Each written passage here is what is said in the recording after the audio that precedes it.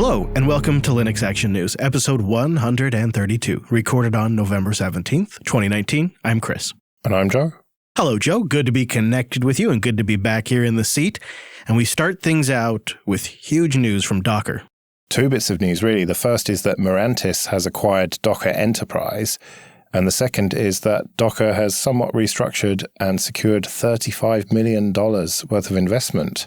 Yeah, okay, so Mirantis, they're a prominent OpenStack and Kubernetes cloud company. They acquired the enterprise product line from Docker, the developers for that product line, the sales associates, the support staff, the general aspects of the business, sans, I would imagine, a few individuals, right over to Mirantis. And this deal is effective immediately. The CEO and co-founder of Mirantis said in an email, quote, "We're not disclosing the terms of the deal. The deal closes Wednesday, November 12th in the morning, 2019. So it's already done as we record this. I think you've buried the lead on what they managed to buy here, because the most important bit is the 750 enterprise customers that they bought. Is it? 750 is a lot of customers for, like, if I was doing a business, for sure. Like if I had, fishnets as my container company, sure, that's a lot. But if I'm Docker, seems like 750 isn't a ton. Now, the thing is, about 130 of those are huge, ginormous enterprise customers. So they're big customers. So they're very valuable customers. And it's a good starting point. We've been wondering on this show what was going to happen next with Docker. We've noted their struggles to raise funding, to define their product. Everyone's managed to make money off Docker except Docker. And looking at this, it seems like they've figured out a new strategy, and it's developers, yeah. Because looking at this, it seems like the split is the closed source stuff is going with Mirantis and the open source stuff is staying with Docker proper, and they're going to refocus as a developer workflow and applications tooling company. But I don't understand how they managed to get $35 million for that. I don't understand the business model. They didn't have a successful business model before, and now they've sold the only bit that was making them any money. And somehow they managed to raise $35 million worth of VC. For what? How are they going to make money out of that? Well, the funding came from Steve Ballmer, who's focused on funding companies who focus on develop. Oh, okay, all right, too much. No, they got actually the money from Benchmark Capital and Insight Partners. $35 million is no joke, for sure. That's a lot of money. I think it is the defining, quote unquote, of the company, like redefining around development workflow. In their announcement, they write, "Today we start the next chapter in the Docker story, one that is focused on developers." And then later on in the post, they note, Docker's focus is to build on these foundations to advance developer workflows for modern apps. I think they truly see themselves as the de facto server application distribution platform. Right in your environment, guarantee it works, Docker it all up, and ship it off to your customers. Customers being a loose definition of anybody who's the consumer of what you're making. Right, and I don't see any reason why Docker won't continue to be well used, but I don't see any revenue model there. Yeah, I have to agree with you. I wish I could come up with something. Dang it, Joe. Mirantis have said that they will continue to support the Docker Enterprise products, but with Docker Swarm, the orchestration software, they're only committing to 2 years of that support. So it seems like the plan is to kind of shepherd those customers over to Kubernetes, which is what most of the industry is doing anyway, right? Yeah, they talk about joining their technology with Kubernetes and bringing, quote, simplicity and choice to enterprises with a cloud-first mandate, end quote. So I think it's Kubernetes has won this round is what is happening here. It'll give them it'll give them a nice transition path likely if you're using Docker Swarm, and you still got 2 years of support.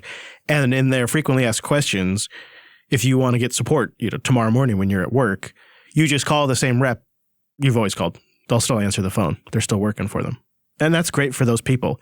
A lot of times, some of these mergers, some of these positions, like the sales positions and the support positions, they get reduced because there's redundancy. So it's nice to see that if you've been working with a rep for the last couple of years, that same rep's going to answer the phone, at least they say. Here we are, another day, another speculative execution vulnerability. 2, in fact. Yeah, Joe, we're getting 2 for the price of 1 this week. I think Intel's feeling the holiday spirit. 2 different speculative execution attacks. We don't always bring these up, but these ones are noteworthy, both in what they do, but also in just the depth of which Intel has to try to patch this thing. So let's talk about these 2 bugs. So Riddle and Fallout, the attacks leak data by exploiting 4 newly discovered micro-architectural data sampling side channel vulnerabilities, or MDSs for short, in Intel CPUs. Unlike existing attacks that we've talked about before, these new attacks leak arbitrary in-flight data from CPU internal buffers, including data that was never stored in CPU caches. In the research, they show that existing defenses against speculative execution attacks are inadequate, and in some cases, they actually make things worse. Attackers can use the leaked sensitive data despite the mitigations in place, and due to vulnerabilities, they're so deep inside the CPU, they can get access to quite a bit. For an example, the Fallout attack can be used to break kernel address space layout randomization, which is a big one for getting access to information in RAM.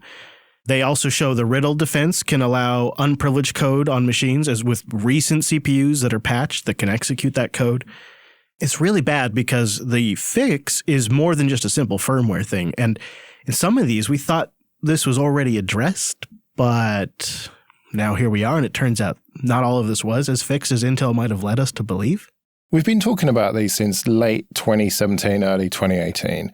And there's been a lot of these different attacks and vulnerabilities, but there's always been a kind of theoretical element to them and a weighing up of the risk of, do you really need to apply the patches depending on the workload that you're using? Right. And I think Intel have kind of hoped that it would just sort of go away and people would just think, well, this theoretical risk is there, but it's a pretty small risk.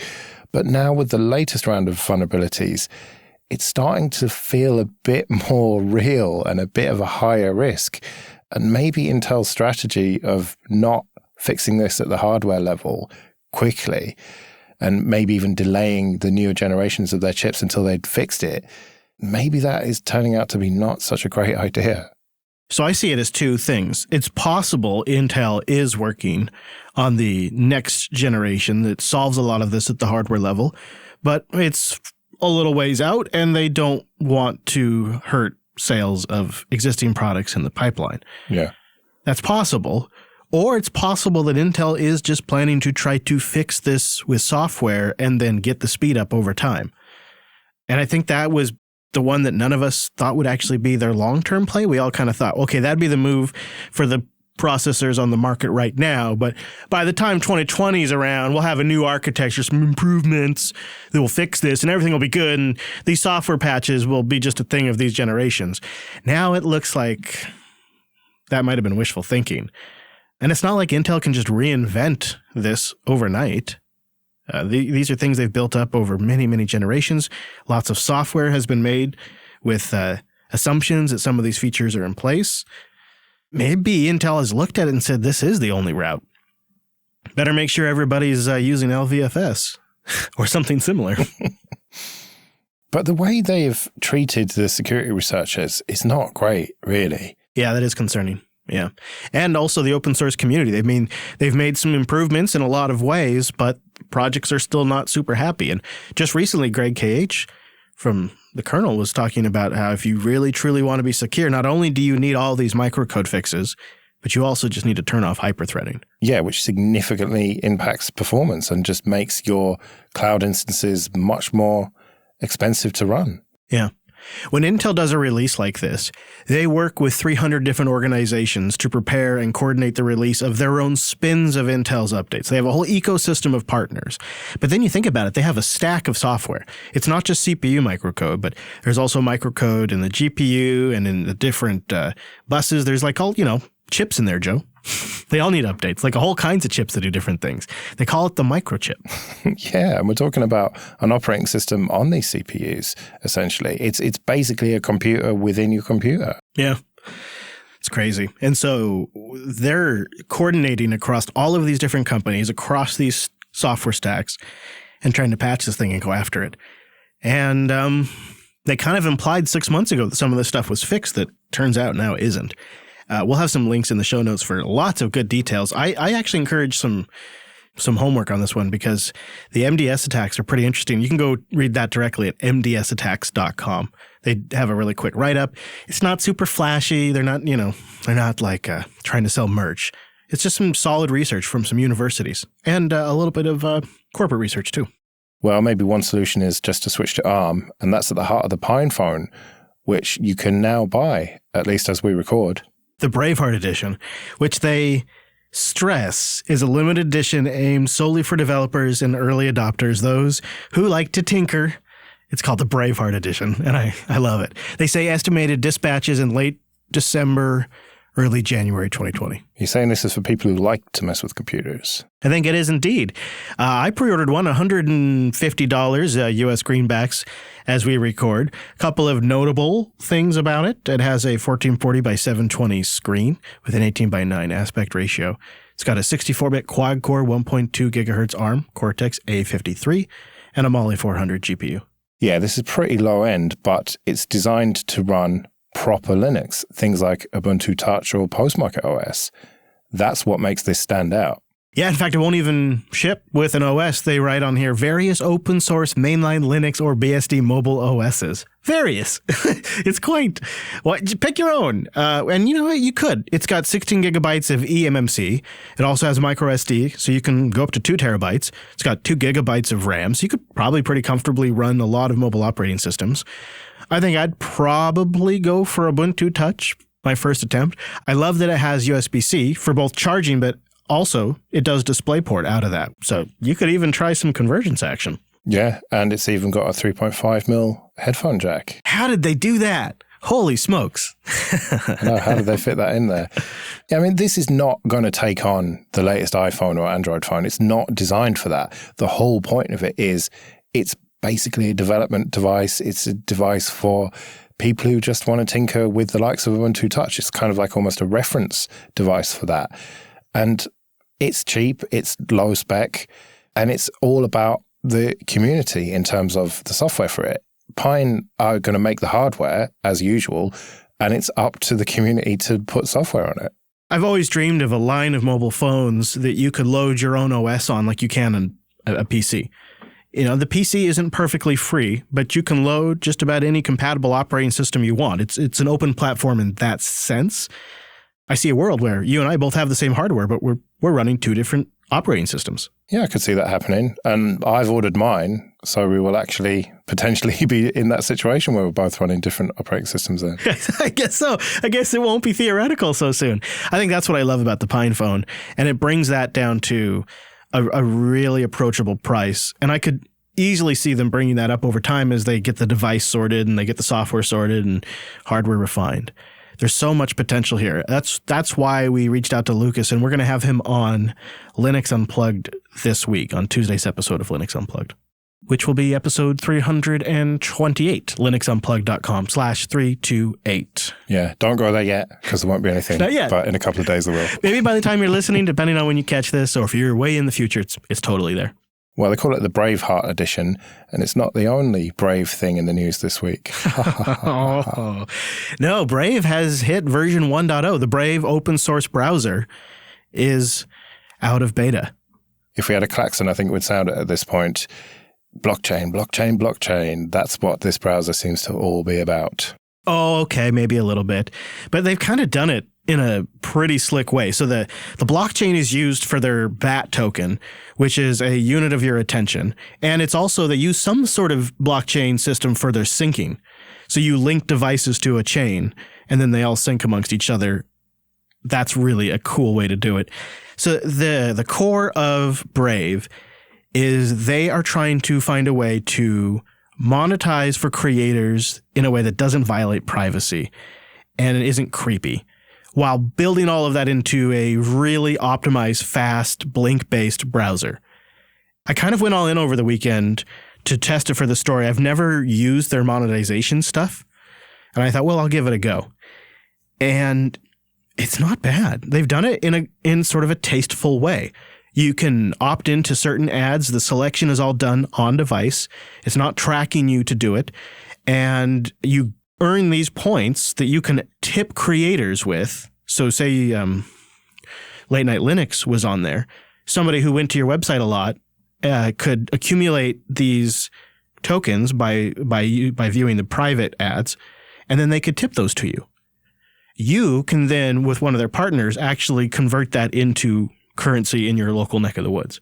Which is something I've thought about before, but it just always seemed a bit of a pipe dream. Like, you're not really going to make that much money out of it. It's not really worth it as a publisher to go through the effort of setting it up. If it got to a certain scale, I could see it. Yeah, I think there's a certain critical mass of users that would have to get there, and I suppose you have to be an early adopter at some point.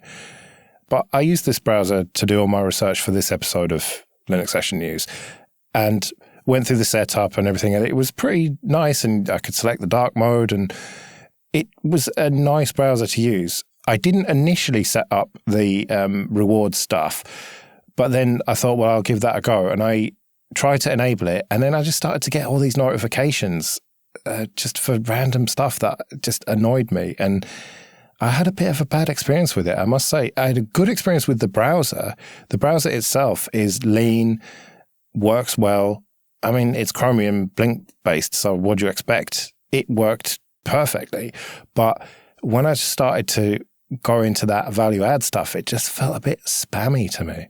Yeah, I found it better on the desktop. I found it a little too much on the mobile, but I was glad to see you could turn it down. Well, my experience was a lot more positive than I expected. I've tried many Blink-based browsers, and also I spent a lot of time with just Chrome and Chromium. I am a very happy Firefox user, except for a handful of websites I use that they just work better under Chrome. They often have to do with audio and video, and they just work better under Chrome. And I keep slipping back to Chrome, and it is something that truly does bother me because I do feel like it's too invasive. It knows too much about what I'm doing. Brave does everything Chrome does for me. Everything's just as compatible. All of the extensions I like work, but none of the shame of using the Google tracking product. And that's why I was kind of impressed with the way they do the sync system. I was impressed with the speed. It seems to use less memory than Chrome does. For me, it's now the number one competitor to Firefox. They're doing and talking a lot of the same walk that Firefox is now, but they've been doing this for years. I mean, they're talking about building in automatic tracker blocking, Brave shields. There's just like a heavy focus, a real intentional focus on privacy and security. A lot of what we're hearing coming out of Mozilla now, including, surprise, surprise, a built-in VPN. Well, we're talking about this coming out of beta finally, getting to a 1.0, but the reality is this has been around since 2016, early 2016, and Mozilla have been watching it and copying some of the features and all the good stuff we've been saying about Firefox over the last year or so with the privacy stuff, blocking of tracking. A lot of that has been inspired, at least, by Brave. That's kind of good enough for me. I'm invested heavily in Firefox, and so I can't see myself switching to Brave. I can see myself having it installed as a kind of secondary browser, but I do wonder whether it'll be able to do quite everything that Chrome does. Yeah, I agree. I don't think there's anything here that's going to draw people away from Firefox that are really longtime Firefox users. And Mozilla is making the right moves to sort of catch up. But there is some real nipping of the heels here. So with version 1.0, here's some interesting stats. They have 3 million active users on a daily basis. That's a lot. When they last measured, they had 8.7 million monthly active users overall. And they've just released 1.0 on Android, iOS, Windows 10, macOS, Linux, all the platforms. They just did a nice, solid execution of a really solid 1.0. So they're kind of just getting started. I know we've talked about Brave a lot. One of the things that caught my attention was when they switched off of running on Electron. That was a huge move back in 2018. And then in June of 2019, they rewrote their ad blocking rule matching algorithm and implemented it in Rust. And there's claims that things like 69 times faster than implementations that are in C++. And they used the algorithms of uBlock Origin and Ghostry, two of my favorites, to kind of design their algorithm. Only it's crazy fast. Like, there's just things about Brave that for Chrome users are very compelling. And I think that's who their market is this is a Chrome browser without the shame and a lot of nice privacy stuff built in. And maybe given the heritage of this project, a possible way to monetize creators, because it's not slouches involved with this project either. There's real experience behind this browser. Well, yeah, Brendan Eich, who was a co-founder of Mozilla and invented JavaScript. We're talking about someone who has some very serious experience in this area. And they're executing really well. I was really impressed. The last time I checked in with Brave, I was like, oh yeah, that's nice. And I didn't reinstall it the next time I reloaded my system. So it's been since their change away from Electron that I checked it out. So a little over a year now. I am not installing Chrome anymore. I'm installing Brave now. I also really like the mobile app. I didn't try the mobile app. Maybe I should give it a go. Yeah, get a little blockchain action going there, Joe. I love me some syncing. It's just something about doing some research like on your phone, and you create a quick bookmark folder and you go back to your desktop to finish it up, and it's all right there. And the icons for the favicons are all in there and everything's perfect. And just, I love it. And they're not the only one to do it, but I like that it's, I like this way they link them. You'll have to try it to see what I'm talking about. You do have to scan a QR code from your phone on your screen. There's a little bit of a manual process, but it feels really well done. Well, a launch that looks like it's not going to go very well is Google's Stadia game streaming service, which is supposed to be happening pretty much as you listen to this. Now, Chris, you pre-ordered the Founders Edition. Are you excited for this? I still am. However, I kind of agree with The Verge's headline. The whole world is waiting for Stadia to flop. It's a real issue for Google because it's one of these services that's going to take a couple of years to fully mature from a game development standpoint, but also from just a service feature standpoint. But I bet you a lot of people don't even think this thing will last 2 years because of Google's reputation for killing projects. And then when it comes to something where you're going to buy games and they're going to be in a library that's in Stadia, it really gets kind of uncomfortable because there's a lack of trust that Google will keep this thing around. And it looks like on launch, it's not quite what we were expecting. Chrome gameplay won't support 4K, HDR, or 5.1 surround. They'll be added in updates later. So that sort of stinks because that's how I was planning to play this, is via Intel graphics laptops on Linux in a Chrome browser. So I won't get full resolution. That's a little unfortunate. There's other things that don't work, like some of the sharing features. For me, the one that bothers me the most is family sharing won't be available. It won't be supported on day one, so you'll have to buy each game for each of your kids.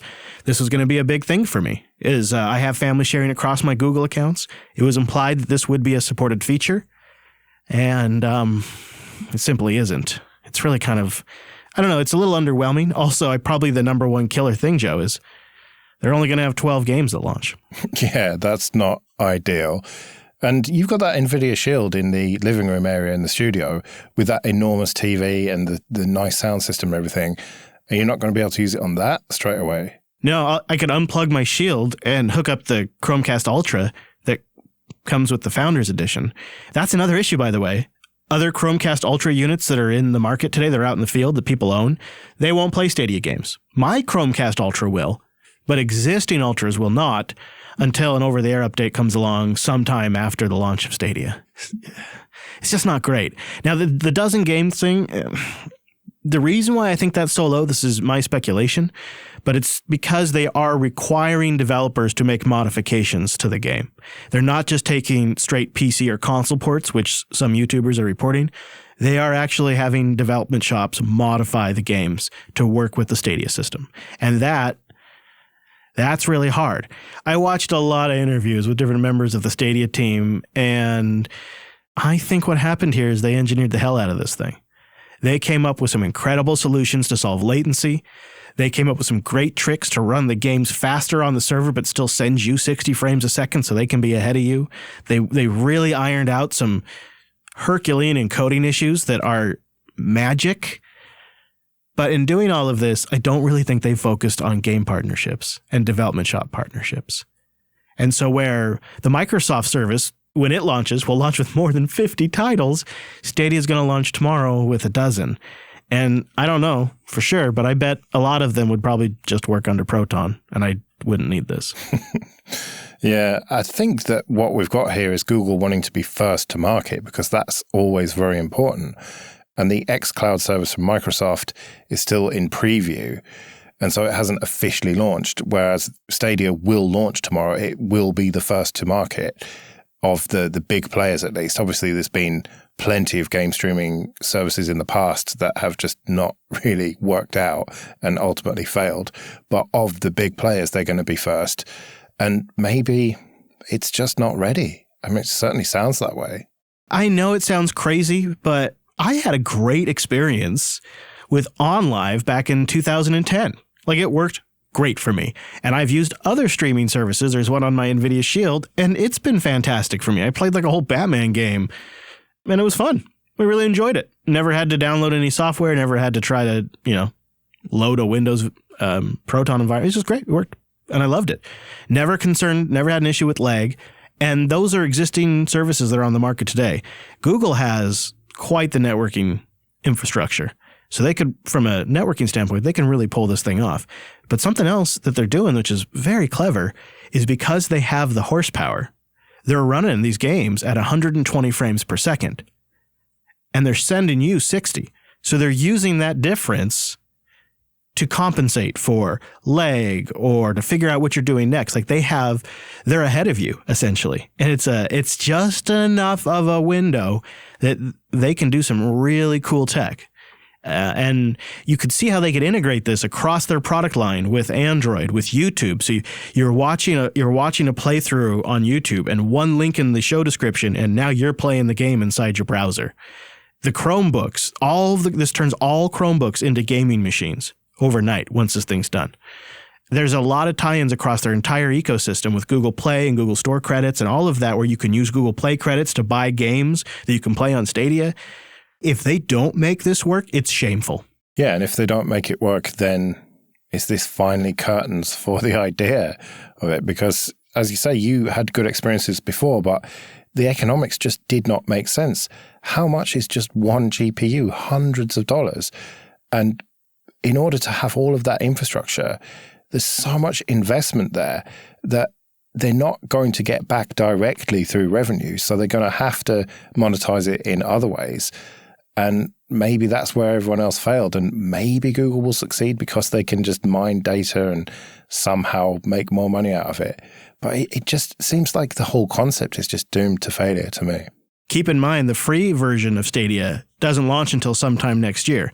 In my mind, that's when the rubber really has to meet the road. That's when this service becomes available to everyone, is once it goes free. You'll have to pay for games, although there'll probably be a couple that are decent that are included for free. But that's really when this thing goes live. This is like a pre-launch. You've had to pay for a Founders Edition. They're trickling the shipments out. They're not landing on launch day like the impression was. Mine doesn't show up until somewhere between December 2nd and December 8th or something like that. What, you mean a Google employee is not going to drive it to your house? You heard about that. Yeah, that's rough, huh? Yeah, that's how there's just been a lot of... Google has a hard time shipping, as they put it, atoms. As they say, they're great at bits and they struggle with shipping atoms. Fair enough. It does seem to be the case. I don't know what their deal is, but I think if they stick with this thing for the long term, they really could have something here. If they integrate it across all of the Google products, they make it simple to game from Chrome and YouTube, easy to link people right to a state in a game, all of the stuff that they promised. They actually make their wireless controllers truly wireless and not require a USB-C cable when you use them. Like, there's all these things they can do that are technically doable once this thing's a service, because they don't have to ship you a console for any of this. So it's really just a matter of them pulling it off. If I was going to bet on one, though, I'd bet on Microsoft. I'd bet on Microsoft. I know Sony's working on theirs, but I'd bet on Microsoft. Yeah, I think I have to agree with you there. But I do want Google to succeed with this because it's all running Linux in their data centers.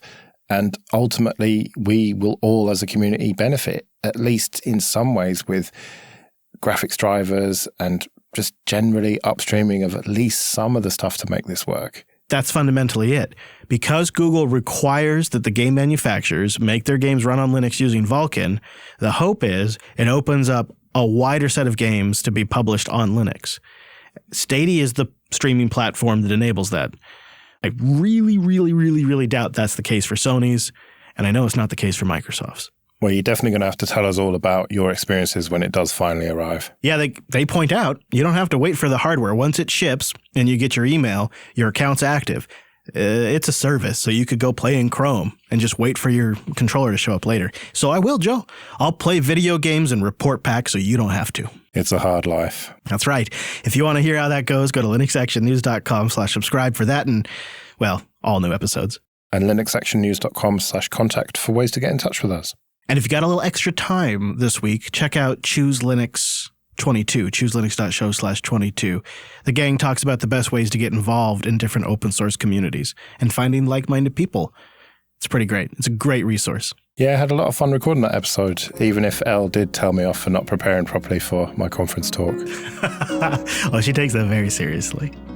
We'll be back next Monday with our weekly take on the latest Linux and open source news. I'm at Chris LAS. I'm at Joe Ressington. Thanks for joining us, and we'll see you next week. See you later.